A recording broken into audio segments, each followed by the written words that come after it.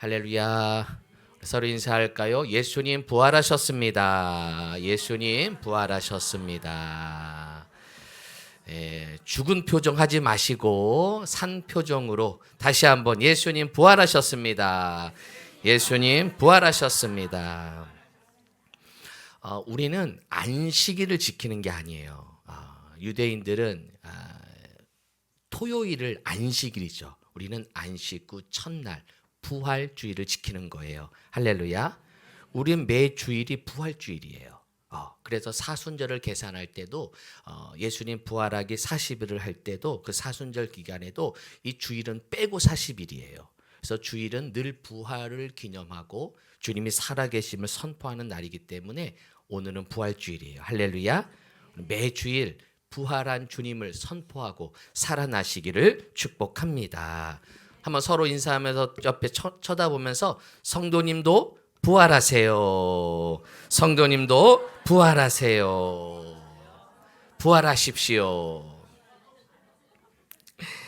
매 주일마다 새로 부활하시고 다시 살아나시고 벌써부터 눈 감는 친구들이 있는데 다시 눈도 뜨시고 부활하기를 축복합니다. 자, 이제 저를 보세요. 목사님들마다 성경을 가르치고 성경을 해석하는데 약간씩 강조점이 좀 달라요. 그렇죠. 똑같은 성경 이야기를 하고 말씀을 이야기하는데 그 말씀을 똑같이 해석하고 설교하는데 그 강조점이 다른 것을 보게 됩니다. 이제 저와 여러분 이제 4년이 이제 돼가고 횟수로 5년째에 저 설교를 듣고 있는데 저 서목사는 어떤 눈으로 성경을 보는가? 어떤 관점으로 성경을 해석하는가? 이제 좀 느낌이 오시나요? 느낌이 오시나요? 목사님의 설교는 어느 것에 초점을 맞추는 것 같아라는 거죠. 제가 성도들과 이런 얘기를 잘 안 했던 것 같아요. 그냥 제가 이제 설교를 중에 아마 제가 반복하는 단어들, 반복하는 그 말씀 가운데 여러분이 목사님 이걸 강조하는구나 라는 거 알게 되는데 사실 저는 이것을 강조하죠. 하나님의 성품에 더 초점을 맞춰요.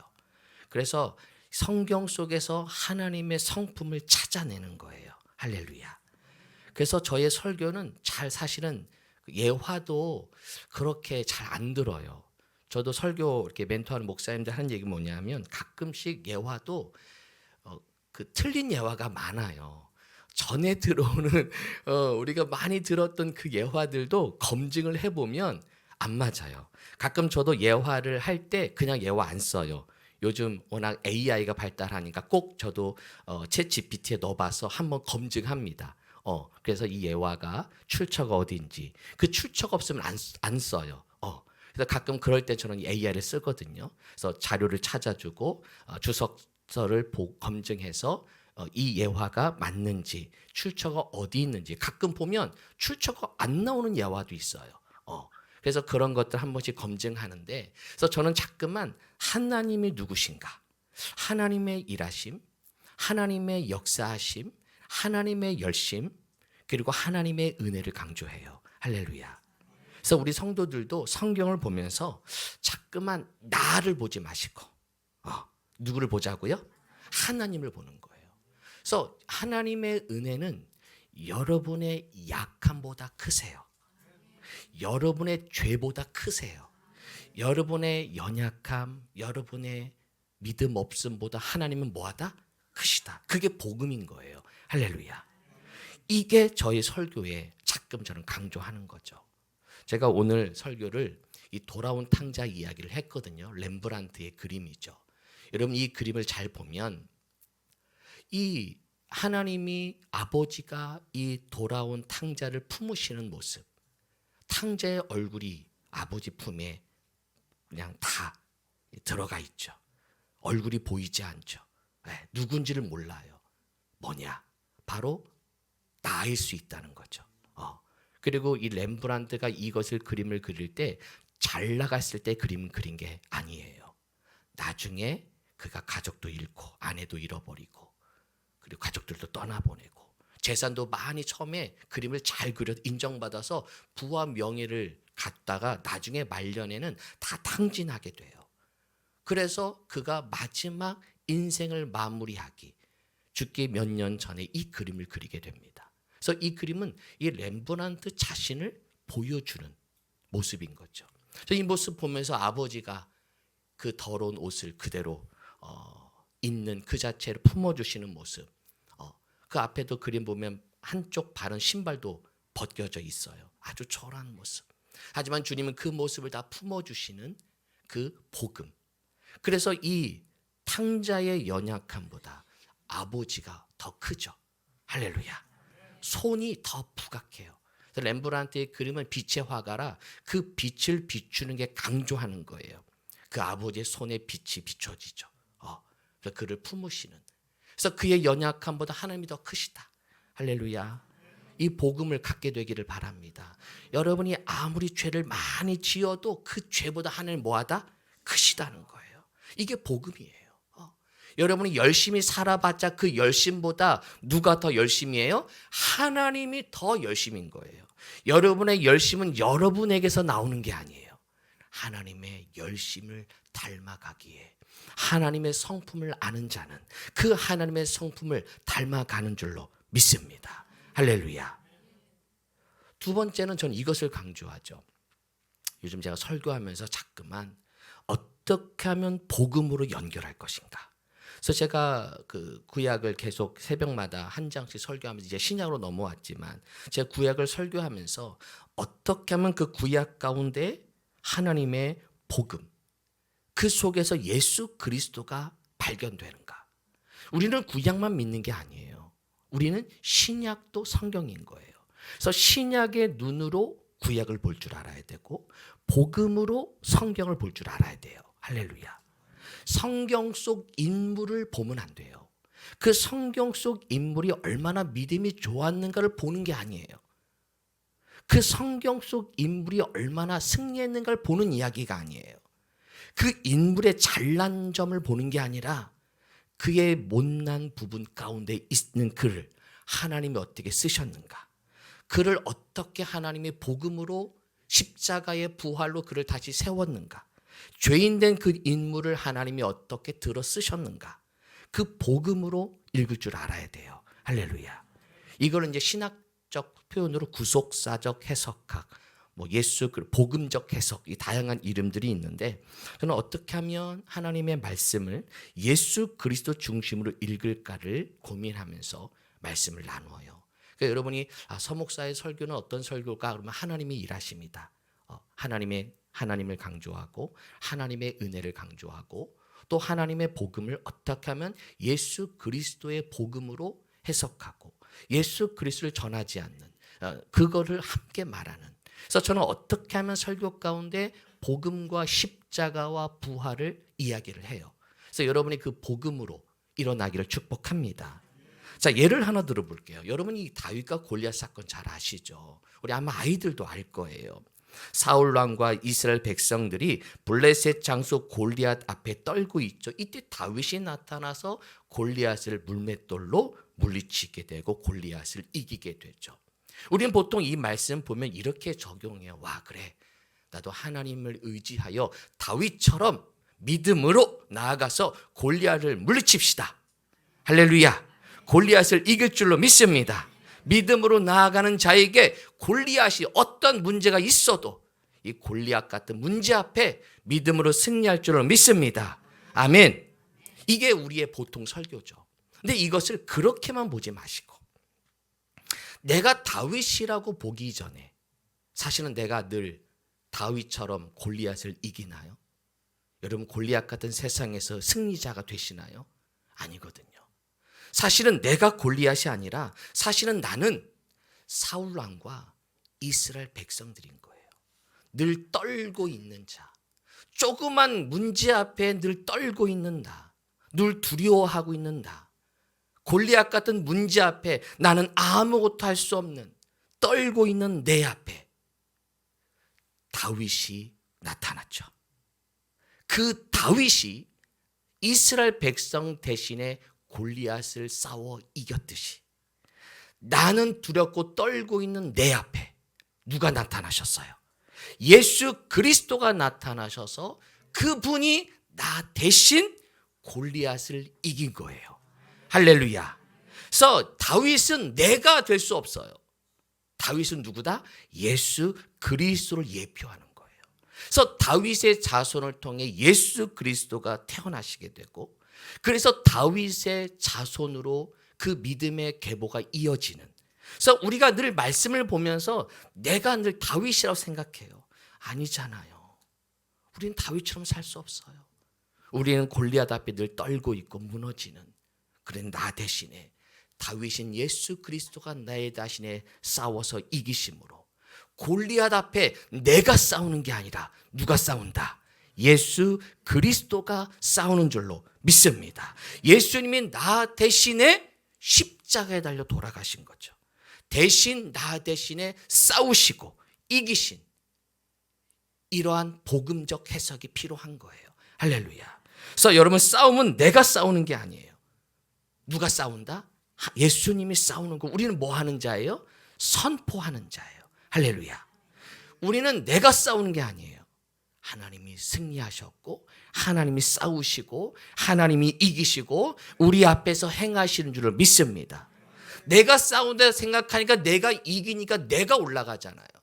나 이겼어. 내가 믿음으로 이겼어. 내가 이겼어. 아닙니다. 내 안에 있는 예수가 이기셨고, 그 예수의 선포하는 나, 내가 그분 앞에 그분의 이기심으로 내가 함께 승리하는 자가 된 줄로 믿습니다. 여러분, 우리가 이 기도원과 300용사 이야기도 잘 아시죠? 여러분, 이 이야기를 제가 묵상하는 가운데 또 다른 깨달음을 얻게 되더라고요. 하나님께서 미디안 군대 13만 5천 명을 치러 가는 기드온 군대를 계속 숫자를 줄이시잖아요. 물 먹는 모습, 두려워하는 자들 먼저 돌려보내고, 그리고 물 먹는 모습을 통해서 또 다 돌려보내고, 결국 300명만 남기죠. 왜 하나님은 300명을 남기셨을까? 그 300명은 누구일까? 그 영화 300 영화 보신 분들 계세요? 300 영화. 네. 다들 300 영화 용사들이 어때요? 다 헬스클럽, 다 트레이너처럼, 우리 뒤에 하진이 앉아있는 하진이처럼 막 몸이 막 좋잖아요. 그죠? 그렇게 그런 300 용사를 우리는 생각하죠. 만약에 그런 300 용사를 주님이 추린 거라면 그들에게 무엇을 주어야 돼? 무기로 칼과 방패를 주어야 되는데 300 용사에게 무엇을 주어요? 나팔, 빈 항아리, 횃불을 줘요. 그렇잖아요. 물론 물을 먹는 모습을 통해 가끔 그런 설교도 저도 한 적이 있어요.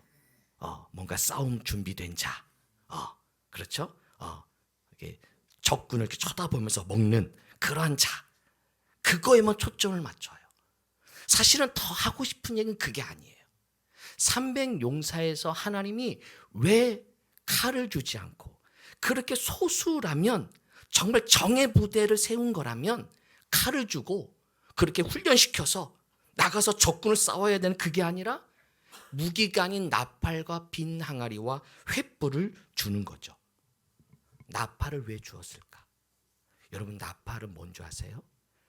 왕의 임재를 상징해요. 그래서 왕이 입장할 때 나팔을 불어요. 승전가를 부를 때 나팔을 불러요. 그래서 저 나팔은 하나님의 임재를 상징하는 거예요. 할렐루야.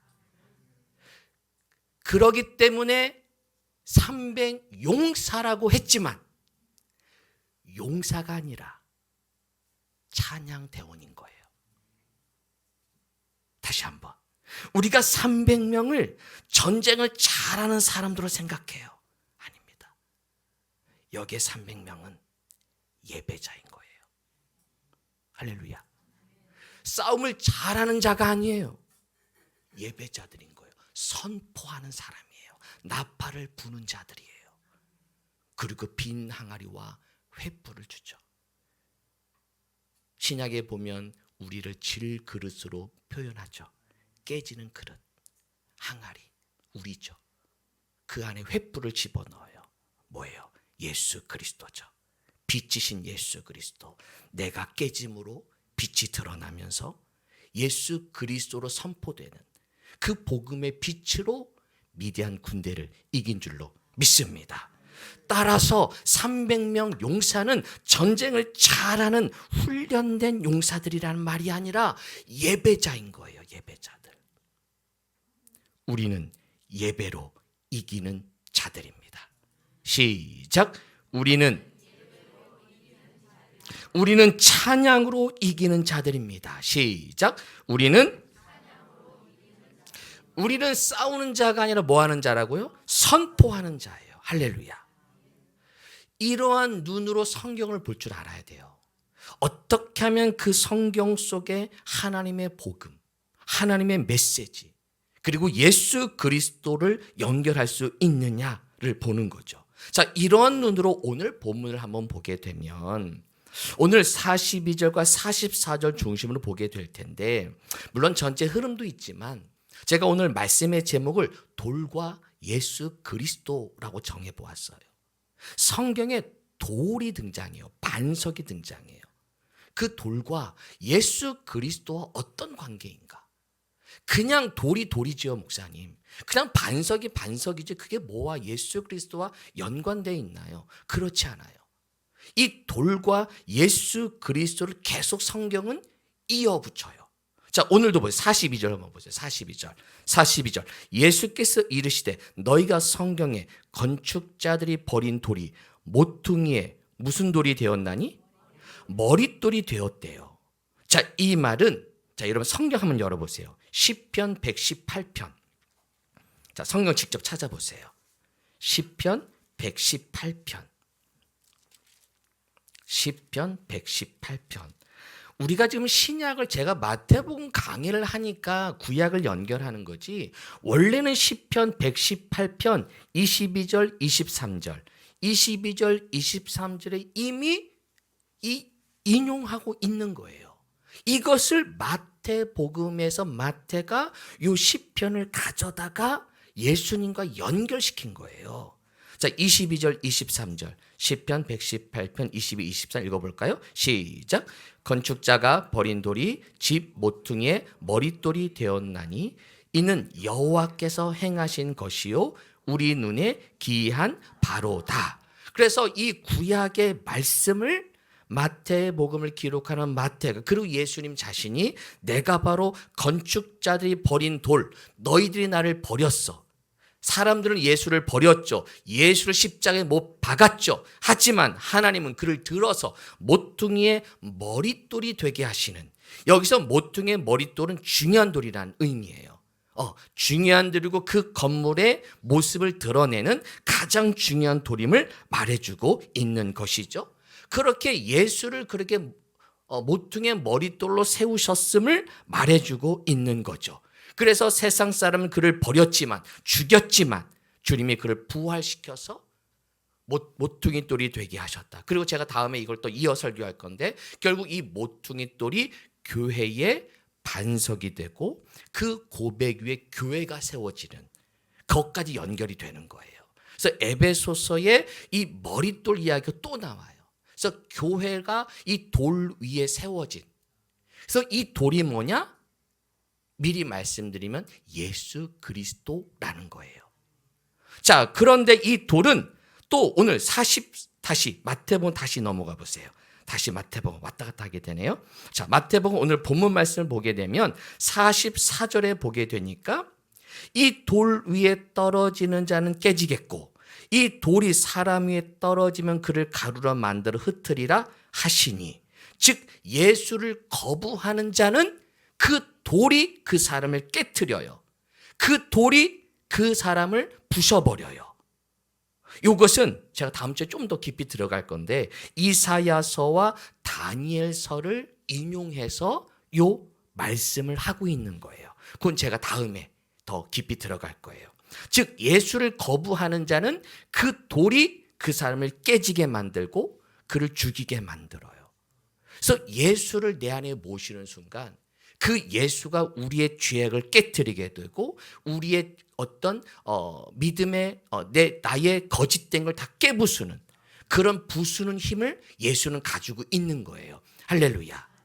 그 복음의 힘이죠. 그래서 예수를 모르는 사람은 저렇게 돌 위에 떨어지고 깨지고 흩어지는 자가 되지만, 예수를 모신 사람은 똑같은 돌인데 그 돌을, 예수를 고백하는 사람은 그 돌이 나를 살리는 돌이 돼요.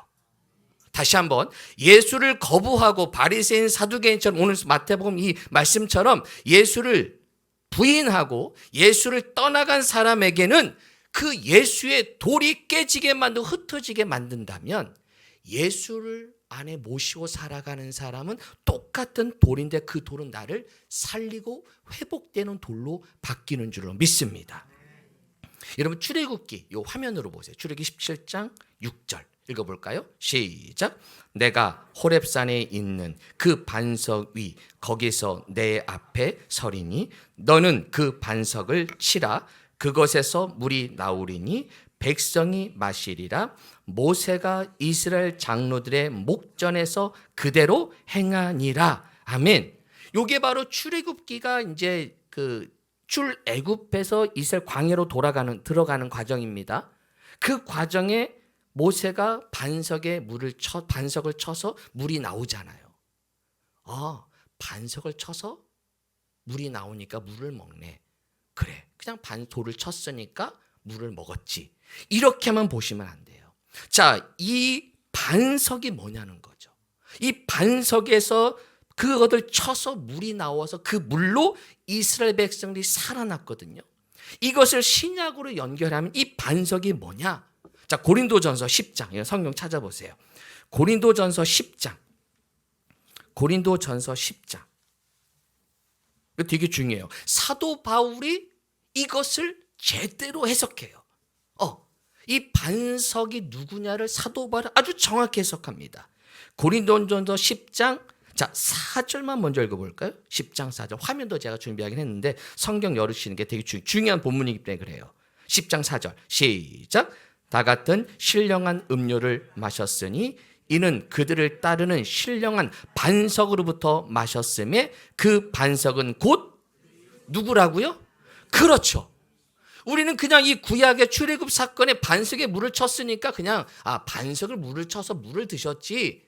하지만 그 반석이 뭐냐? 그리스도라는 거예요. 그래서 이 출애굽기에 그 반석에 물을 친 사건을 통해서 그것을 예표하는 게 뭐냐? 예수 그리스도를 보여주는. 그때는 그들은 몰랐지만, 그때는 모세가 반석에 물을 치는 게 그냥 우리 물 먹으니까, 왜 꼭 반석에 물을 쳐야 돼요? 왜 꼭 반석에서만 물이 나와야 돼요? 그냥 땅에도 물을 해서 솟아 나오게 할 수도 있고 그렇잖아요. 나무를 쳐서라도 나오게 하실 수 있는 하나님이 왜 반석에서 물을 쳐서 물을 나오게 하셨을까? 그 반석을 사도 바울은 정확하게, 그가 바로 그리스도다.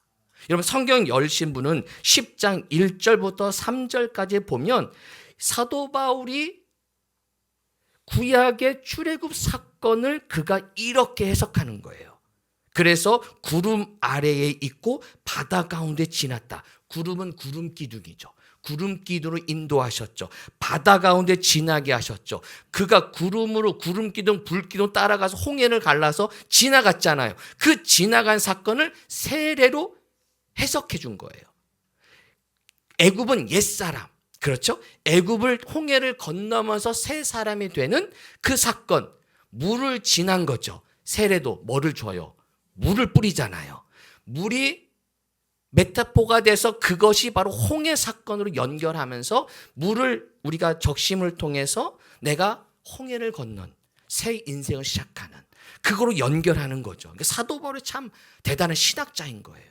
그래서 구약을 신약으로 연결하면서 그 신령한 음료, 3절의 신령한 음식은 만나죠. 그리고 신령한 물은 반석에서 물이 나오는 것. 따라서 이것을 결국은 반석에서 물을 쳐서 물이 나온 사건은 결국 반석을 침으로 물이 나왔잖아요. 그 반석이 누구라고요? 예수님도. 그러기 때문에 이사야 53장 5절과 연결이 되는 거예요. 그가 찔림은 우리의 무엇 때문이요? 그가 상함은 우리의, 그가 징계를 받으면 우리가 무엇을 누리고, 그가 무엇에 맞음으로, 그렇죠, 채찍에 맞은 거에 반석에서 그렇죠. 반석을 쳤잖아요. 예수 그리스도가 침으로 예수님이 맞으셨죠. 그러면서 그 안에서 예수님의 십자가 사건. 그래서 예수님이 옆귀를 찌르니까 피와 물이 나오죠. 그래서 예수 그리스도가 죽으심으로 그 물로 우리는 어떻게 살아나요? 그 물을 마실 때 할렐루야. 그래서 요한복음 7장 37절 38절 읽어볼까요? 시작. 명절 끝날 곧 큰 날에 예수께서 서서 외쳐 이르시되 누구든지 목마르거든 내게로 와서 마시라. 나를 믿는 자는 성경의 이름과 같이 그 배에서 생수의 강이 흘러나오리라 하시니. 그러기 때문에 4장 14절 또 이렇게 말씀하죠. 시작. 내가 주는 물을 마시는 자는 영원히 목마르지 아니하리니 내가 주는 물은 그 속에서 영생하도록 솟아나는 샘물이 되리라. 할렐루야. 그러기 때문에 돌이 곧 누구다? 예수 그리스도. 따라서 예수를 거부하는 자, 예수를 무시하는 자, 그 말씀을 거부하는 자는 그 돌은 그 사람을 죽이고 깨지게 만들고 부서지게 만들지만 예수를 모신 사람은, 예수가 내 안에 있는 사람은 그 예수로 인하여 반석에서 물이 나오듯 예수로 인하여 내가 살아나는 줄로 믿습니다. 똑같은 반석인데 똑같은 돌인데 누구에게는 죽이는 돌이 있지만 누구에게는 살리는 돌, 그 속에서 생수가 나오고 반석에서 물이 나오는 그 예수의 생명이 되는 줄로 믿습니다. 따라서 이스라엘이 잘해서 산 것이 아니고 광야에서 잘 견뎌서 산 것이 아니라 반석이 열렸기 때문에, 그분이 죽으셨기 때문에, 그 반석이 쪼개졌기 때문에 바로 예수 그리스도가 죽으시고 그분이 다시 살아나심으로 우리에게 생수를 주셨기에 우리가 살아난 줄로 믿습니다. 이해가 되시죠? 역시 우리 차시는 교회는 참 잘 이해하세요. 그러니까 예수 그리스도의 복음이 바로 이건 거죠. 그냥 막연한 반석에서 돌이 난 것으로 끝나지 마시고 그 복음이 어떻게 예수 그리스도와 연결이 되는가.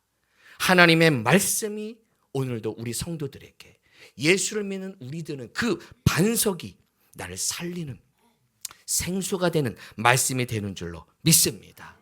오늘 여러분 목마르십니까? 기도가 마르고 은혜가 마르고 마음이 마르신 분이 있으십니까? 반석이신 예수님 앞에 오시길 바랍니다. 그분으로 흡족히 먹고 마시고 승리하기를 축복합니다. 기도하겠습니다.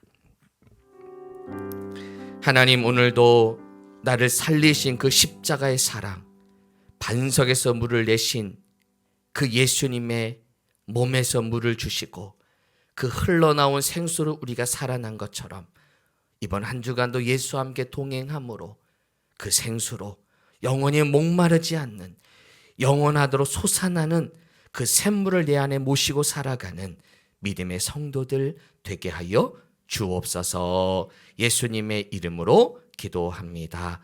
아멘.